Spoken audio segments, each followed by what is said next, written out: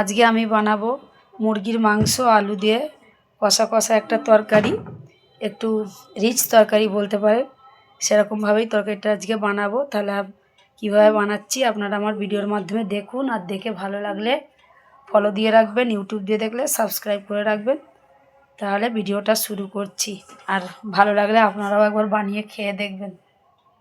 মাংসের জন্য আমি কড়াই তেল দিয়ে পেঁয়াজ দিয়ে দিয়েছি। পেঁয়াজটা খুব ভালো করে লাল করে নেব। এবারে কিছু ফোড়ন দেব। ফোড়নে দিচ্ছি গোটা জিরে, আর দিয়ে দেবো দুটো তেজপাতা।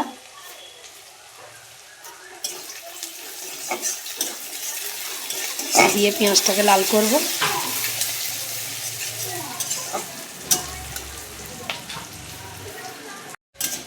পেঁয়াজটা লাল হয়ে গেছে। এবার আমি আদা রসুন আর কাঁচা লঙ্কা বাটা দেব। আজকে আমি মিক্সারে বেটে নিয়েছি রসুন আদা আর কাঁচা লঙ্কা, এটাকে দিয়ে দেব। দিয়ে রসুনটা আদাটাকে ভালো করে কষাবো।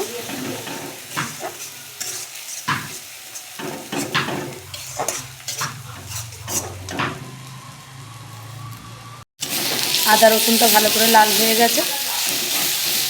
এবার আমি দিয়ে দেব কেটে রাখা টমেটো।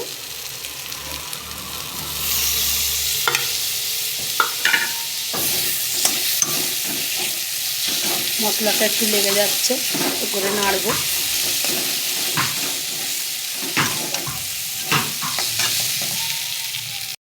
এবার একটু জল দেব। মশলার বাটিটা ধুয়ে আমি একটু জল দিচ্ছি। দিয়ে মশলাটাকে ভালো করে কষিয়ে নেব।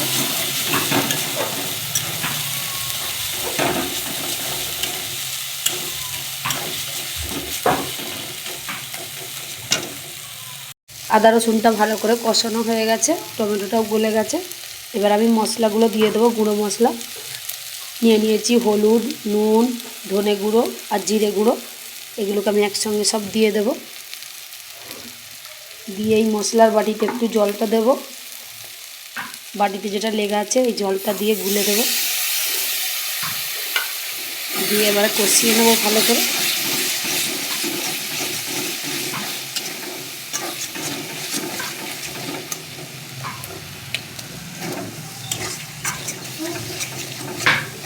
মশলাটাকে খুব ভালো করে কষাতে হবে।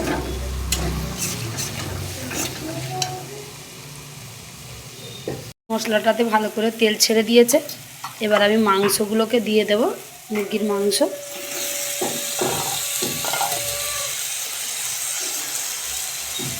মাংসটাকে দিয়ে মশলার সঙ্গে ভালো করে কষাবো।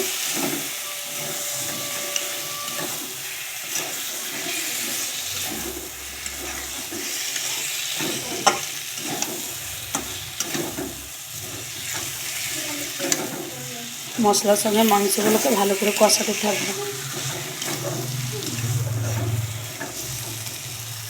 এদিকে আমি আলু ভাজার জন্য কড়াইয়ে তেল দিয়ে দিয়েছি। তেলটা খুব ভালো করে গরম হয়ে গেছে। এবারে কেটে রাখা আলু দিয়ে দেব। আলুতে দিয়ে দেবো একটু নুন, আর দিয়ে দেবো একটু হলুদ। দিয়ে আমি আলুটাকে ভাজবো।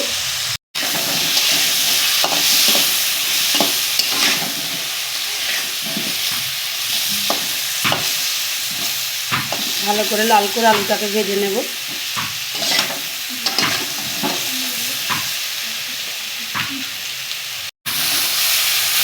মাংসটা ভালো করে কষানো হয়ে যাচ্ছে। একটু করে জল দেব, তাহলে মাংসটা লেগে যাচ্ছে। একটু জল দেব, দিয়ে আরও কিছুক্ষণ কষাবো।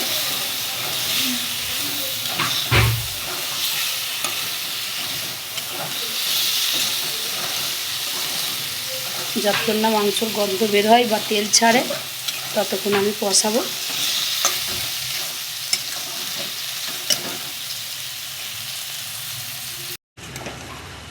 মাংসটা ভালো করে কষানো হয়ে গেছে, তেল ছেড়েছে। এবার আমি দিয়ে দেব ভিজে রাখা আলু। আলুটাকে ভেজে নিয়েছি।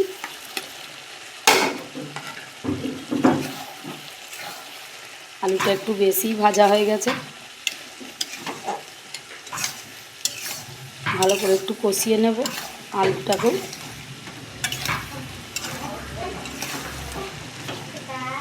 মাংসটাকে খুব ভালো করে কষানো হয়ে গেছে। এবার আমি একটু জল দিয়ে দেবো যাতে আলুটা আর মাংসটা সিদ্ধ হয়।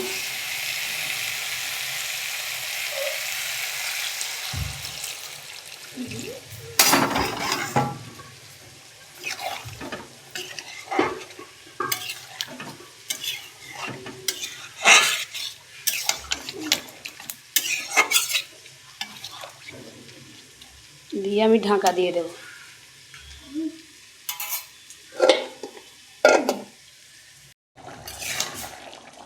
মাংস আলু খুব ভালো করে সিদ্ধ হয়ে গেছে। এবার আমি একটু হয়ে এসছে দিয়ে দেবো গরম মশলা। অল্প একটু গরম মশলা দিলাম, দিয়ে কিছুক্ষণ ঢাকা দিয়ে গ্যাস বন্ধ করে রেখে দেবো। গ্যাসটা বন্ধ করে দিয়েছি, তাও ফুটছে অল্প অল্প। এবার আমি নামিয়ে নেবো। তরকারিটা হয়ে গেছে। তরকারিটা হয়ে গেছে, ঢেলে নিয়েছি। মুরগির মাংস আর আলু কষা, একদম গায়ে মাখো মাখো একটা তরকারি, ঝোলও নয় আবার একদম শুকনোও নয়। আমি এরকমভাবে বানিয়ে নিয়েছি, আপনারা তো ভিডিওর মাধ্যমে দেখতেই পেলেন। আর ভিডিওটা দেখে ভালো লাগলে ফলো দিয়ে রাখবেন, ইউটিউব দিয়ে দেখলে সাবস্ক্রাইব করে রাখবেন। ভালো থাকবেন।